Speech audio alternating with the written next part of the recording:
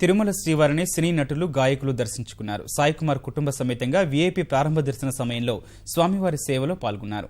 గాయకులు మనో, వందేమాతరం శ్రీనివాస్, సునీత శ్రీవారిని దర్శించుకున్నారు. సినీ కళాకారులకు తితిదే అధికారులు స్వామివారి తీర్థ ప్రసాదాలను అందజేశారు. దేవుడి దయతో మంచి సినిమాలు చేస్తున్నట్లు సాయి కుమార్ వెల్లడించారు.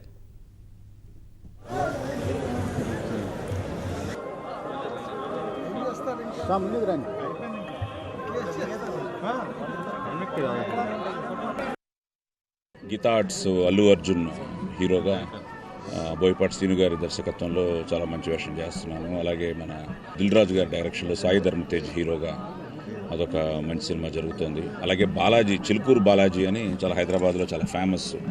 అది ఈటీవీ వాళ్ళును అల్లాని శ్రీధర్ గారు వాళ్ళిద్దరూ సంయుక్తంగా ఆ సినిమాని ప్రొడ్యూస్ చేయడం జరిగింది. అందులో లీడ్ రోల్ చేయడం జరిగింది. అలా కన్నడలో చాలా మంచి సినిమాలు ఇదే పటాస్ కన్నడలో చేయడం జరుగుతుంది.